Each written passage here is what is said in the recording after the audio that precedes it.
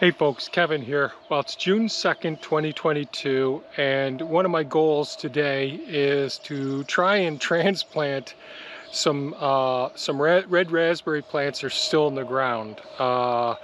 In this part of the country, they've already escaped dormancy, so in other words, they're sending up new shoots, new leaves on them and all. This is not the appropriate time to be doing transplants. Now we do have some other red raspberry plants that are potted up, and it's fine to go ahead and get those in the ground when you pick up the potted plants. There's no problems with that. But bare root plants, or digging them up from the ground, you always want to do that when they're dormant, before the leaf buds or the new shoots start to come up. So I'll show you what our plan is here. So yesterday, Thea and I went ahead and used Pepe here to go ahead and get a whole bunch of the potted plants that we had over here and get those moved over into the greenhouse. So we'll do an update on that. But this is a location where I have some ornamental grasses. There's lots of weeds that are growing up in between these plants over in here. And as you can see, there's some of the red raspberry plants that are starting to shoot up here. Not a lot of them, but a few of them here. And my goal today is to try and get these out of the ground, separate any weed material with it, and get them transplanted down into another garden bed. So we'll take a ride down to there now and show you what the plan is.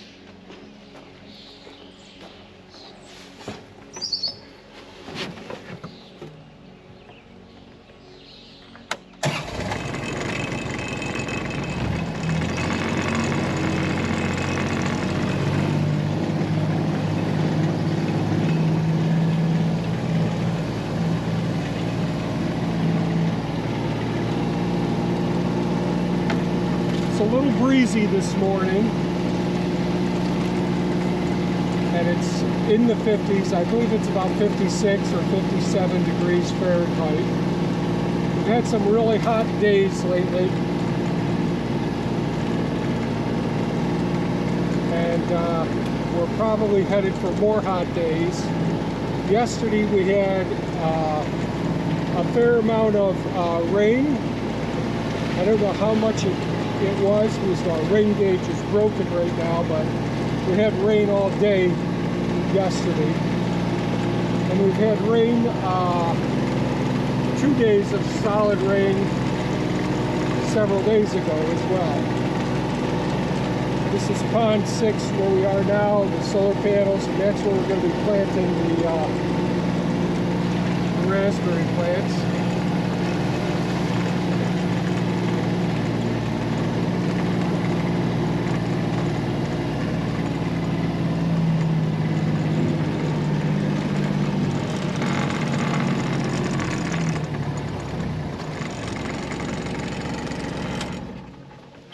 So a couple of videos ago, I came up here and used a rototiller to loosen up some of the soil here. This had a cover crop on it last summer, and I went ahead and it still had ruts and all. Now there's a large Hugelkultur pit, buried trees and branches down deep underneath this, and that was done in 2012. So a lot of that is decomposed. We've grown gardens in this area for years. Last year I dug up, we had the raspberry plants got way, or last year or the year before, too prolific, and they started extending out both ways. And so I ended up digging them all up. Then last year putting in cover crop. I rototilled the area before putting in the cover crop, which I don't like doing rototilling. Picked up lots and lots of rocks out of the area. So the soil has been improving. I don't like rototilling, like I said, but I did go ahead and put some alfalfa pellets in here and tried tilting that in.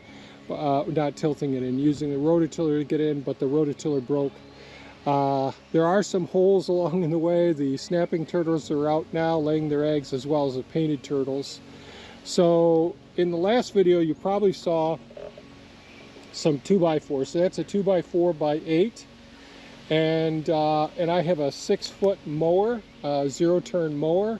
So I laid the 2x4 going from the edge over here right over to where the rototilling was going to be done, so that I knew that I had plenty of room, so I didn't have to worry about any incidents of me slipping off, because that's a steep drop off into pond 6 there. And so today I brought the 2x4 down, 8-footer of course, and here's the end over here where it is, where we could start to slide off into the swale system here. So this gives me plenty of room to move around. Now, these beds are going to be 4 foot apart, and I'm going to have a 4-foot weed mat and drip tape going down where each one of these lines are. So what I did do is I just took a couple of markers, steel markers for right now, measured over 4 feet so that we could see the distance, so it would be consistent where we have the drip tape. But this is giving me an idea of where to put each one of those plants as I come back here. So again, the rows will be 4 foot apart with a weed mat in between. We don't really want to have the raspberries getting out much wider than 1 foot wide. So we'll let the raspberry new shoots come up next year on the outside of this line, in a sense. And this area was loosened up the soil. There's still a lot of rocks to pick up.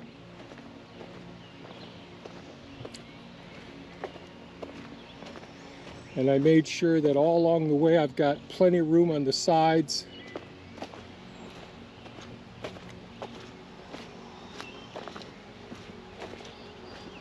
And I don't recommend putting raspberry plants, I'm sorry, I'm having trouble with my gimbal here. I don't recommend putting raspberry plants, the rows 4 foot apart in general. I'd want it wider apart. But in these circumstances, I'm going to try putting them closer together to see, can I keep them under control in a relatively narrow spot where I can come down and mow here. I have other plants for in this area in the future, but this is sort of a test garden to see how well this will work. So this is the closest that I would ever put them together. The string is just used to mark the locations where the plants will go. And I'll end up cleaning up all the rocks and debris later on. Right now it's just time, since the ground is so moist and transpiration will be reduced, or the effects of transpiration, the evaporation from the leaves of the plants will be reduced by getting them into nice wet soil right off the bat. So I'll get started now.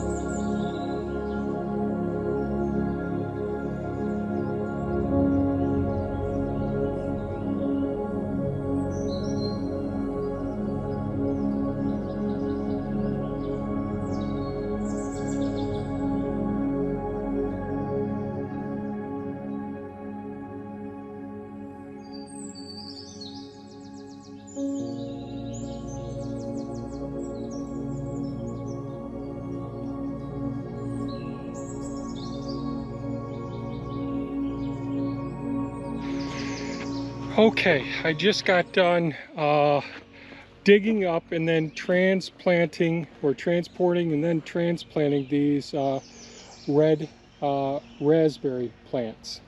Now a lot of them, there's almost no root on them at all. There's more leaf top than root. Uh,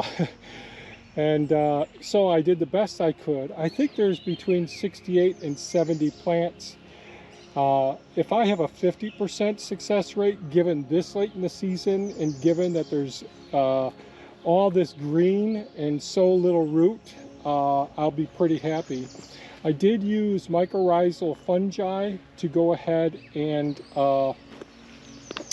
inoculate the root systems. So the mycorrhizal fungi acts as it has a mutualism, symbiotic relationship with the plant.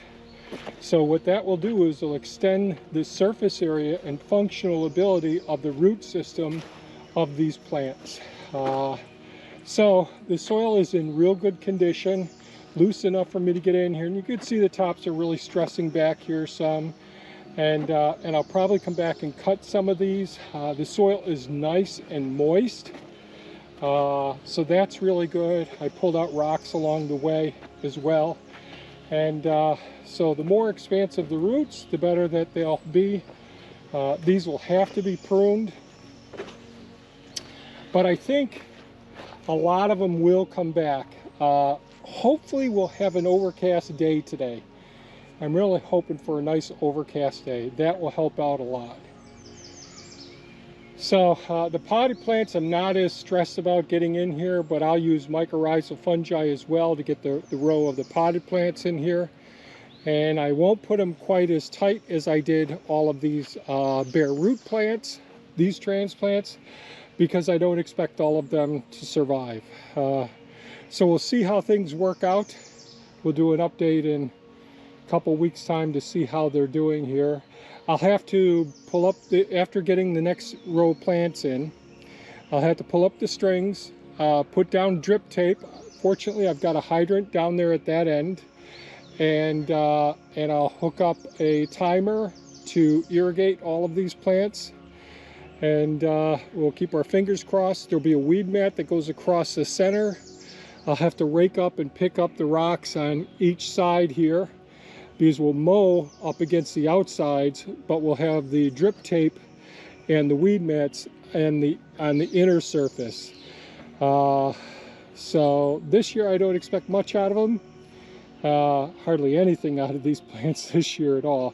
But next year we will probably get some decent primocanes, and then the following year the fluorocanes as well. So the fluorocanes are the ones that produce all the berries. There are some berries that get produced at in the fall from the primocanes, but not nearly as productive as the fluorocanes.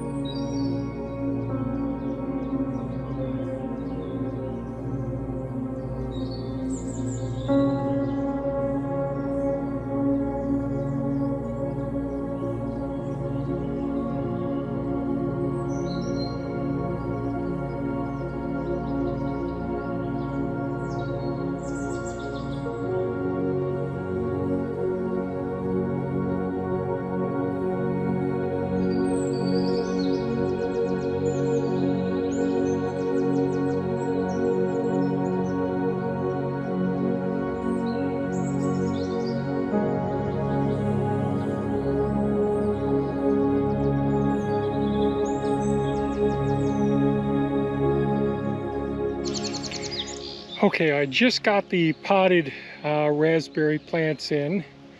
I did put dig the holes first and then put mycorrhizal fungi in each one of the holes. I did use mycorrhizal fungi for the first row as well with the bare root ones. And here is the hydrant, the frost-free hydrant that goes down 4 feet. Got to clean weeds around it and all. Have a lot of raking to do here and smooth things out, and then I've got to get my drip tapes down here so that we can provide these guys with moisture. The soil is nice and moist, but it is a pretty hot day today. So we'll see just how well these guys recover from the shock of getting transplanted in here. So we'll just take a walk down through so you can see what the plants look like.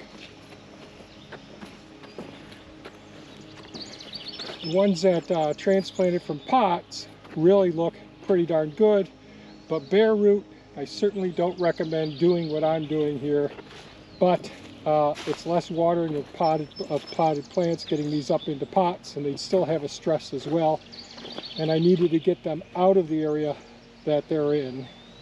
I can come back and prune off some of these leaves to give it a little less surface area to transpire. That would help some, but we will lose some, there's no doubt about that. And I do have some replacements that are still in pots that I can replace the ones that don't make it ultimately. And again, I left myself plenty of turnaround room here for the mower, and I'll be able to mow on outside of each one of these. There'll be a weed mat, 4-foot weed mat that'll go down the center. I'll rake everything up and get all the rocks picked up. Fun things like that. So that's it for today's video with getting the red raspberry plants in the ground. Again, I don't recommend after bare rooted plants have leafed out. That takes a big risk of getting those to be successful once they're put into the ground. That's why we stop selling the bare root plants once the leaves have started to emerge, unless they really got extensive root systems on them. Again, the thing that will help is the mycorrhizal fungi. That'll help to extend the absorptive and transfer of nutrients of the root system. That really helps out an awful lot. And well, it's really good to keep a good eye on them. Prune back the tops of the roots need to be able to meet the needs of the foliage that's above it. And as you can see when you walk down here, some of these ones really need to be pruned back a lot of the leaves as well. So we'll see how things work out. Like I said, we've got some extra ones. We can replace the ones that don't survive, or some of them if a lot of them don't survive anyways. So if you have any comments or questions, please leave them below, and have a super fantastic and safe day. Bye bye now.